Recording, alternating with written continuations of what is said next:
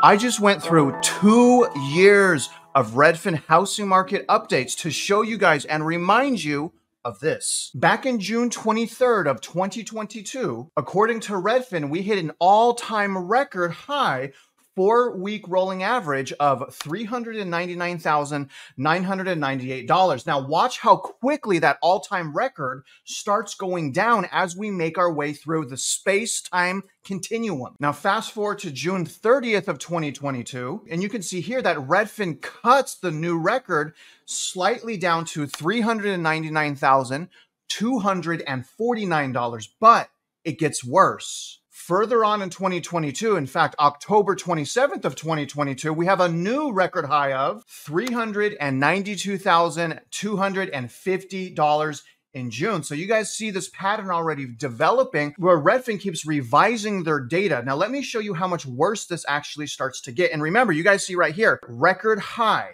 Okay, everything I showed you is a record high according to Redfin. But how can that be? How can the record high keep getting lower? Let's keep going. Now, this is just a shout out right here. This is March 2nd of 2023. Now, remember, you guys, that's the first time we had a year-over-year decline of 0.6%. And people like, Travis, you got nothing right. Your forecast nothing right. You guys, the people that were following me know that I called this within 1 week of it happening. And I called that for 6 months that we would have year-over-year decline in February of 2023. Now let's keep going. Now we get to mid-2023, June 29th of 2023, and Redfin revises once again the record high. And you guys see in this paragraph right here that the record high is $383 plus $4,000. So they go now and they revise downward drastically a new record high. Again, you guys can see this here of $387,000. That is a massive difference than the $392 that we just witnessed. But it gets even worse. Further on in that year, July 13th of 2023, we have a new record high revised slightly downward right here in this paragraph.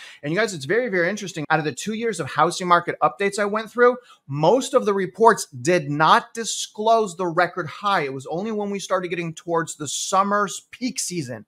But right here, you guys, it's saying the record high is $383,750 plus $2,500, which equals $386,250. You guys getting confused yet? Let's keep going. Now we finally make it to 2024. This is the first time I've been able to find a record high this entire year. Literally, guys, go back into their housing market reports yourself and you'll see exactly what I'm talking about. But again, fast forward to this year, April 18th, and we have a new record high of, you see in the paragraph, $383,445. Where did they get that from? Again, if you add $382.50 plus $30.95, these two numbers right here gives us a new record high just in time to break it. They've revised it downward. Again, you guys, of $383,445. But it gets worse. So another report comes out April 25th of 2024. And guess what, guys? We have a new record high. Look at this, guys. I mean, this is insane. The new record high now, okay, is revised all the way down to fit their narrative at $383,725. You see right here, all-time high, biggest increase since October 2022. I mean, again, all-time high. But we know that that's not true. So the new high is apparently $383,725, right? Wrong. The very next housing report on May 2nd of 2024 gives us a new high that's even lower than what I just showed you. Look at this, guys. It's saying, okay, so it's saying median sales price, this is 4-week rolling, $383,188. That's just $73 shy of the all-time high. But when I add that together, you guys, that equals $383,261. That's less than what I just showed you. They're flip-flopping their all-time high, but don't worry, you guys. We have a brand new housing market update that just came out this week as of May 9th. And you guys probably guessed it. We have a new all-time high once again, sitting at, as you see here, $384,721. All-time high. Y'all see that? So what I want to know is, what is it, Redfin? Is it 299? Is it 292? Is it 386? Is it 384? Are you just doing this to fit your bullish narrative? And I'm going to tell you guys, I'm getting sick and tired of all of this biased narrative, of all of this paid for economic advisory committees that are everywhere. I'm sick and tired of this. And what I want you guys to understand and what I want you to learn today is, where is the best place? Where's the perfect place to get real estate data to protect yourself from things like this that are going on. But regardless, you guys, we're going to go into the entire Redfin housing market report today. But before I begin, I want to ask you this. And if anyone is the haters out there, people are like, Travis, you're cherry picking the data. You guys think I'm cherry picking the data? What about Redfin? What about what I just showed you? You guys, I'm confronting the bullish narratives. I'm confronting the data. I have to fight against people like this who keep manipulating the data. It's not a fair fight, but I'm not going to quit. And having said that, you guys, the name of this Redfin's article is Housing Market Update. Record high monthly payments, chill spring selling season, but declining rates could boost activity. Now, remember, you guys, at the very least, you want to triangulate information. You want to use Zillow, you want to use Realtor.com, CoreLogic, Redfin. You want to use all of them because you can't lean on just one. Their data is all over the place. The best data provider is the multiple listing service. That gives us the ability to go hyper local and analyze subdivision and look at what homes are selling for in that area, neighborhood, subdivision. So unless you have access to MLS, you're really kind of climbing up a hill. And if you're a realtor with access to MLS, you guys need to start doubling down on showing people how to find a great deal. What does that look like? Simple math, you guys. Step up, realtors. But anyways, going back into the article, high home prices and rates sent home sellers and buyers to the sidelines in April and the start of May. But last week's encouraging economic news drove mortgage rates down a bit, which could bring back prospective sellers. So encouraging news. I mean, we had reports of the labor market softening. Is that their encouraging news? I mean, pick a side, Redfin. You guys, am I wrong here? Like, pick a side. Stop flip-flopping. I mean, we see the flip-flopping all over the place on YouTube. I'll try not to call anyone out, but it just drives me crazy. The median U.S. monthly housing payment hit an all-time record of $2,894, almost $3,000 average mortgage payment. That's shocking. Now, a couple bullet points here, and we'll get right into the data and leading indicators. The supply of homes for sale lost momentum, even though we're still increasing, with prospective sellers jittery about high rates. Okay, interesting. Home sales fell due to high rates and low supply. So demand is further crippled. And we're going to see that continue to happen. People are running out of money. People ran out of savings. People are charging their credit cards. Those are now going into delinquencies. Consumers will spend less. When will it come to a sudden halt? I don't know exactly, but it will happen if we keep this rate of things going. Last bullet point here, recent economic news brought rates down from their peak. Again, soft job market. That's really all it's saying. I want to read this paragraph right here from their overly optimistic Redfin Realtor, which states sellers can rest assured that there are plenty of motivated buyers who are jumping into the market now. But we just read info that demand is in the gutter and demand is getting worse.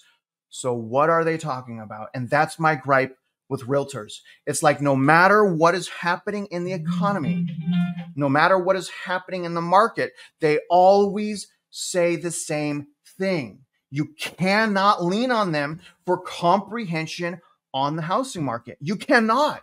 Yes, one here and one there are absolute golden, great realtors, but overall, complete lack of professionalism, integrity, and comprehension in the real estate industry. And that hurts me to say that because I am a realtor. But this goes on. Those buyers are the people who are moving because they need to. They're relocating for a new job, going through divorce, or growing their family. So even though some of my listings are taking longer to sell, they would in a typical spring market, they are selling eventually. All right, guys, moving on to this week's leading indicators, starting with rates. So the daily average interest rate is 7.2%. That's up from 6.5% a year ago. So again, demand is getting crushed right now. That's about 7% more purchasing power destroyed year over year. Now, the weekly average is sitting at 7.22%, up from 6.39%. That is a huge weekly difference year over year. Now, again, let me show you the demand here. And that's what I'm saying. I don't understand why that realtor is saying there's so many buyers still. Don't worry, sellers, because mortgage purchase applications are down 17% year over year. And last year's sales were in the gutter. So this year is even worse than last year. Now, Redfin home buying demand, that's an index they created to track demand. That's garbage, but regardless, that's down 12% year over year. On top of that, guys, Google homes for sale, searches for homes for sale is also down 18%. Thank God, because America has been obsessing, absolutely obsessing about becoming homeowners at the absolute worst time in history to own a house. All right, y'all, take a look at this week's winners and this week's losers. Now, I would suggest if you're in any of these winter metro areas that you look at the big picture. Look at how far they're up from peak. Most of them are not up from peak, minus Anaheim. Anaheim hit a new record, I believe, in February of this year. But regardless, make sure you're tracking the market. Normally, when you see numbers like this, it's just sideways. It's just sideways. So again, make sure you're watching the right data because median sales price is not an accurate and true depiction of value because subdivisions are unique, but it does give us a general idea of what's happening. And right now what's happening in Anaheim is bonkers, you guys. There's no new building. In fact, the new building that's there is probably $1 million condos with 1,000 square feet and one bathroom next to the kitchen. I mean, this is insane. Go to Anaheim if you don't believe me. I've been to Anaheim. I have seen it. It is so unaffordable, except right down the street in the alleys. I mean, there's a lot of poverty there as well. Same thing with West Palm Beach. Right across the bridge, poverty. Even across the bridge going into the good side of West Palm Beach, poverty.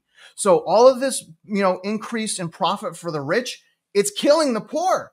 It is. Now, Detroit's number 3. Surprised to see Detroit. I won't lie about that. 15.7%. Maybe that's just investors purchasing SFRs, single family residences. Now, number 4, San Jose. I can't. We're going to watch San Jose. We are going to watch San Jose because if you look down here, you guys, San Jose also has the most new listings. So that's going to be very, very interesting to see what happens there. Now, the 5th one is New Brunswick, New Jersey, up 12.8%. Now, it's saying that only one metro area declined this year, which is San Antonio. We covered San Antonio. You guys may remember that Americans Homes for Rent were selling their rental properties, and they had to cut the value and doom the entire neighborhood to sell it for under market because they can't sell it. The home is just sitting there in San Antonio. So San Antonio, keep your eyes on that. A lot of Texas metro areas are really suffering right now because of the overbuilding and the migration out, specifically Austin. Austin's taken an absolute beating because they have so many factors working against home prices right now in Austin. Shockingly, it's not on here though. But San Antonio is at a drop of 1.9%. And again, what's really interesting here with the new listings, guys, is these new listings are surging in like pretty tight places. So San Jose and then number 4 is San Diego. 21% I don't think is enough to reset San Diego. I think like super tight areas. And we have a buddy, house hacker that lives in San Diego that actually got a great deal at the peak of the market. He was very strategic. I should interview him. House hacker, if you're watching this, I want to interview you. And I want you to explain to people how you did that. But regardless, you guys, I think what is going to need to happen in San Diego, because there's so much money and old money, you got to have a softening labor market. I think those tight markets, not like Texas. Texas has all of this new home building. Migration is a huge thing. San Diego's not like that. San Diego is just like thick and heavy and old money and no inventory. So I think it's a labor market thing. But regardless, guys, we'll be following up on San Diego. I've been there myself. All right, guys, let's go ahead and visualize some of this data. But real quick, comment below. What did you think about the new record highs? I mean, seriously, guys, you saw Redfin revise that downward for the last 2 years. You saw that, right? And I'm going to link those reports in the description. So you guys, again, don't believe me. Just find out for yourself. I mean, I link the data in all of my videos. So I link all of the data in the description just in case I'm ever wrong. You have the data, you can formulate your own opinion, but it's all there. So if you want to do due diligence, hopefully I've helped you do that. But regardless, you guys, let's go into visualizing some of the data now. Let's go ahead and start with median sales price. Obviously, it's showing it's up 4.5% year over year. I mean, at this point, guys, I don't even know why I look at this, but what I want to remind you of is the difference from right now all the way to 2021. Home value averages were about 325,000. Now they're again 384,000. Wages did not keep up with this growth. That's why I'm saying this is not sustainable. If this was a natural growth, if we weren't locked down, if it wasn't the stimulus, if it wasn't like this Keynesian economic injection, maybe it would be okay. But wages didn't go up with that price growth, you guys. And therefore, again, I'm saying it is not sustainable, not for much longer, but it has. Now, as far as year over year, a lot of people get this wrong. Year over year measures essentially the blue line to the gold line. The gold line is 2023. So that's what your year over year is.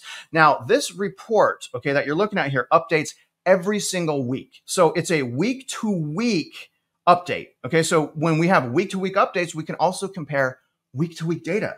I don't know why, but people get that wrong all the time. Now, regardless, you guys, we still have overall overvaluation in the housing market. let's move on. Median asking price is finally starting to plateau. Hopefully that will continue, you guys. You guys can kind of see that right there. It's still up 6.5% year over year. That's not exactly a good thing because remember, the asking price leads the sales price. You got to ask for something before you sell it. So this data, thank God, right? It's plateauing. But what was really surprising, guys, is this run up right here. This run up right here, that's not normal. And I looked back all 3 years, this year, and this year, we didn't have that type of run up. So what I am believing this is more of those more expensive houses are being listed versus the less expensive houses being listed.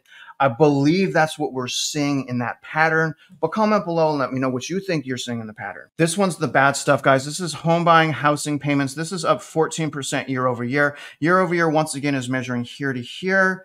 But again, if we go back all the way to 2021, housing payments were about $1,600. All right. And again, wages did not keep up. We don't have the savings. Credit card delinquencies are shooting up. People are struggling. America's starting to wake up. There's realtors quitting. Real estate's a mess.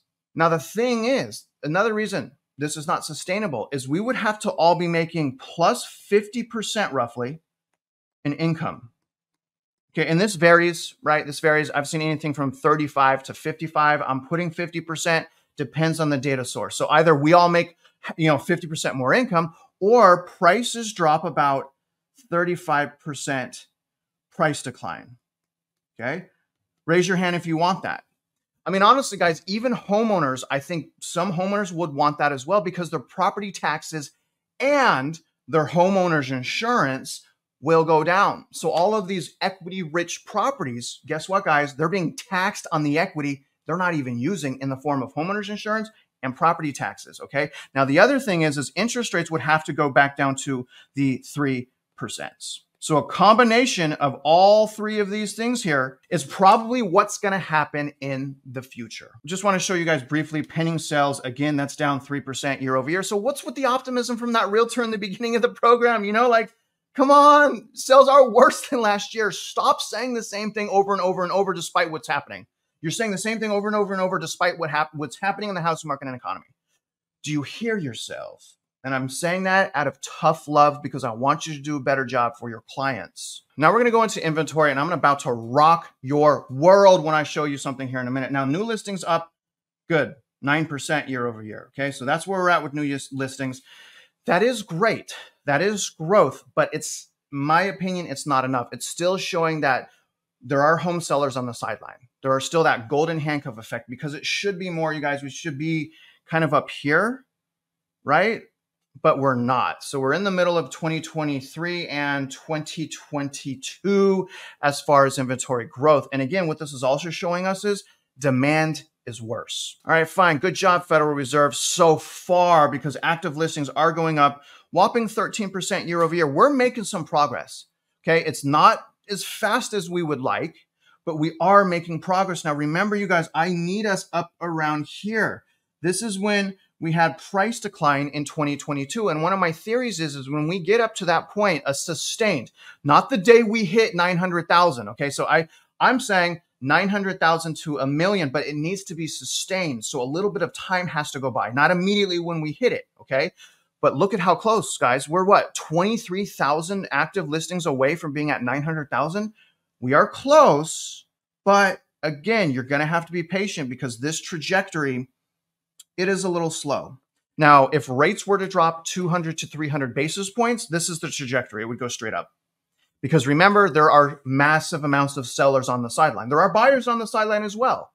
But again, so long as we hold the demand back in some way, it's okay. But we need that demand to stay stifled. Now, after I'm done explaining this chart, I'm going to show you guys what inventory was in 2017 and 2019. And it's going to blow your mind. I think you guys are going to get upset when I show you it. But anyways, we're sitting at 3.2 months. We had a downward week-to-week trend. You guys see, people are like, it's not week-to-week, Travis. It's not week-to-week. It is week-to-week.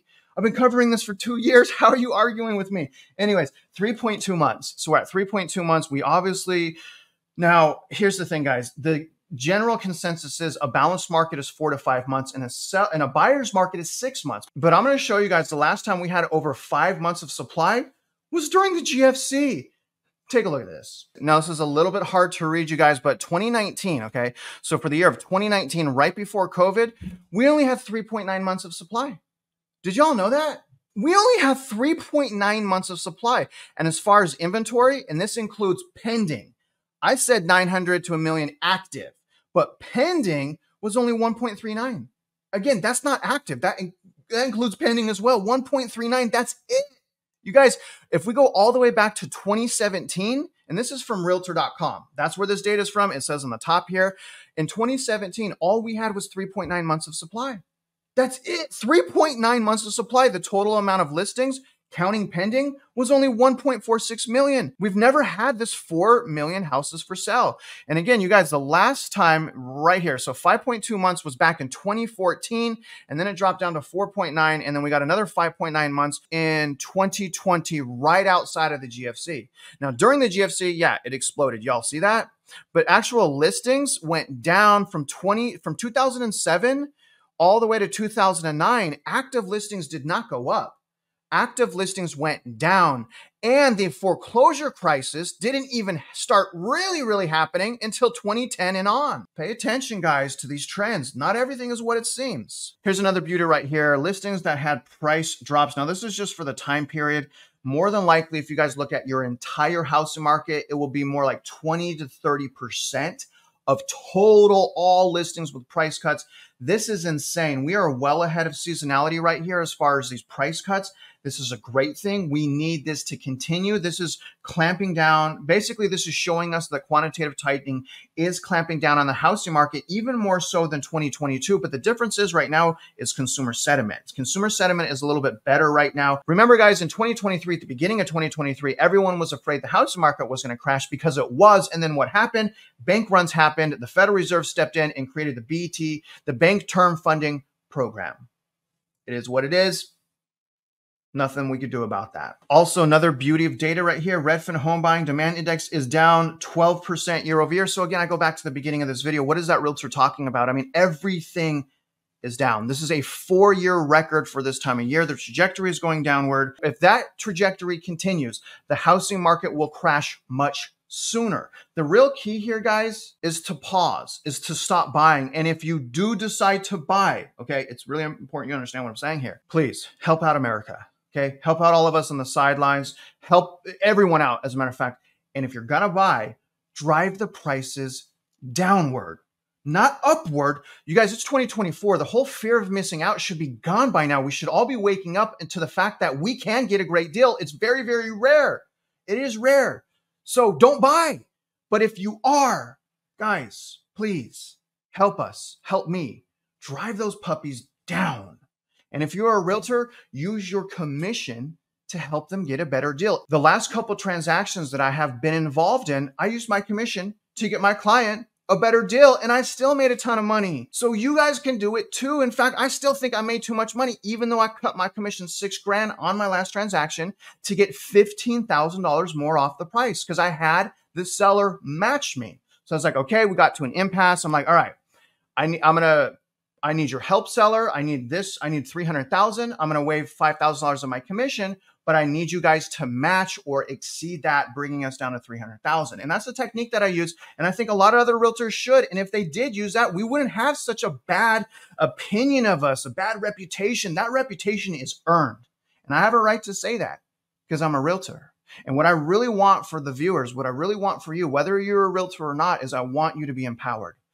I want us to try to do a better job at being united and less combative because all of the powers that be, they want us divided. They do not want us united. And so in that way, guys, if you're a realtor, if I offended you, I am sorry.